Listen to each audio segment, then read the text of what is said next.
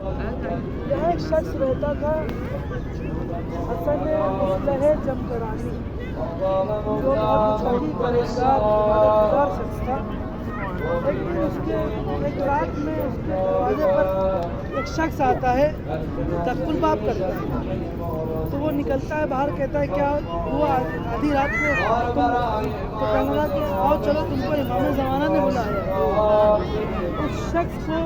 وہ شخص جو ہوتا ہے وہ حسن مصلح جمکرانی کو لے کر آتا ہے یہیں پر اور بتاتا ہے کہ اندر جاؤ۔ جب اندر جاتا ہے حسن مصلح جمکرانی تو دیکھتا ہے کہ کئی نورانی شخصیتیں ایک جگہ موجود ہیں اور ایک تخت ہے، بہت نورانی تخت، اس پہ ایک نورانی جوان بیٹھا ہوا ہے جس کا نور ان تمام جو دوسرے نورانی لوگ ہیں ان سے کہیں زیادہ برتر و اعلیٰ نور ہے اس کا۔ تو لے کے آئے، کہا یہ امام زمانہ ہے، تم سے بات کرنا چاہتا ہوں۔ آپ یہ سوچیں کہ وہ شخص کس طرح کا عبادت گزار تھا، کس طرح کا اور پرہیزگار شخص تھا، امام نے اس کو اپنی ملاقات کے لیے بلایا۔ اور یہ چیز دیکھیں، یہ غیبت کبریٰ کی بات کر رہا ہوں، یعنی جب امام پردہ غیب میں جا چکے ہیں تو آج ہم اور آپ بھی اپنے کو لائق بنا سکتے ہیں، عبادت سے، تقوی سے، پرہیزگاری سے اصلاح ابھی بھی ہم خود بنا سکتے ہیں کہ امام ہم کو بلائیں۔ دیکھیں ہم تو امام کو بہت صدیوں سے بلا رہے ہیں، لیکن اگر ہم اپنے کو اس لائق بنائیں کہ امام ہم کو بلائیں، یہ بڑی بات ہے۔ خیر اس شخص کو امام نے بلایا، امام نے ملاقات کی،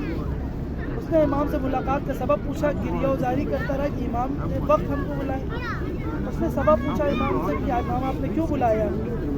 تو امام نے کہا کہ یہ جو زمین دیکھ رہے ہو تم، اس زمین پر حسن مسلم نے یہاں پہ اس جگہ کو قبضہ کیا ہوا ہے، اپنی کھیتی باڑی یہاں پہ کر رہا ہے اور اپنے جانور اس نے یہاں پہ باندھے ہوئے ہیں۔ اس سے جا کے کہہ دو کہ میں نے یہ پیغام پہنچوایا ہے کہ یہ زمین بہت مقدس زمین ہے، یہ زمین عبادت کی زمین ہے، یہاں پہ تم کھیتی باڑی نہیں کرو، یہاں پر اپنے جانوروں کو نہیں باندھو۔ تو امام نے اس سے کہا کہ اس شخص نے امام سے پوچھا، حسن مصلح جمکرانی نے، کہ کوئی نشانی امام مجھے بتا دیجئے تاکہ وہ میری بات کا یقین کرے۔ امام نے کچھ نشانیاں اس کو بتائیں۔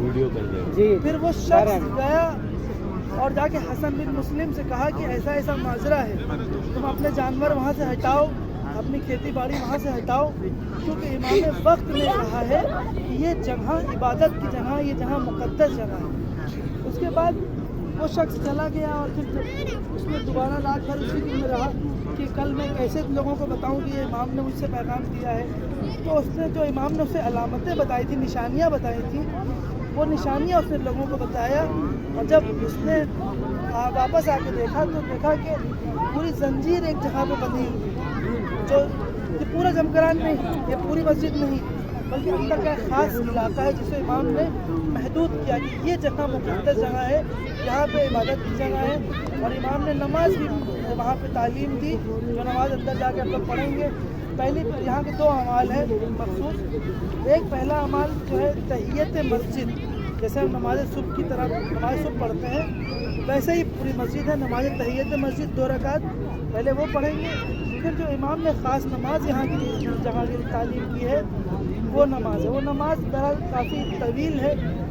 آپ اندر جب جائیں گے تو آپ کے چاروں طرف وہ نماز کا طریقہ لکھا ہوا ہے، اردو میں بھی، فارسی میں بھی، عربی میں بھی، انگلش میں بھی۔ تو اندر جب آپ جائیں گے تو آپ کو وہاں پہ پوری ہر طرف لکھی ہوئی نماز کیسے پڑھنی ہے، وہ بھی 2 رکعت نماز ہے۔ اور دیکھیے بس یہ ہے کہ اس میں سورہ حمد میں جو ہے ایاک نعبد و ایاک نستعین 100 بار پڑھنا ہے، پھر رکوع میں 7 بار جو ذکر ہوتا ہے سبحان رب العظیم وہ 7 بار، پھر سجدے میں بھی 7 بار۔ تو خیر وہ جو ہے ایگزیکٹلی اندر ساری چیز لکھی ہوئی ہے، آپ لوگ اندر جائیں، خواتین ادھر سے جائیں، مرد حضرات ادھر سے جائیں، اور جا کے وہ 2 رکعت نماز تحیت مسجد کی نیت سے نماز تحیت مسجد 2 رکعت پڑھیں گے۔ وہ بالکل نماز صبح کی طرح اس میں کوئی رد و بدل نہیں ہے، لیکن اس کے بعد کی جو 2 رکعت نماز ہے، نماز ہدیہ نماز زمانہ، وہ نماز وہاں پہ لکھی ہوئی ہے، ہر طرف آپ لوگ جا دیکھیں تو آپ کو مل جائے گی، وہاں کوئی پریشانی نہیں ہے، آرام سے وہ نماز وہاں لکھی ہوئی، وہ نماز آپ لوگ پڑھ لیں۔ خیر میرے خیال سے مغرب کا بھی وقت ہو ہی جائے گا، تب تک پھر مغرب کی نماز بھی یہاں پہ پڑھتے ہیں. صلوات پڑھیں محمد والے مولا. ہم سب مل جل کر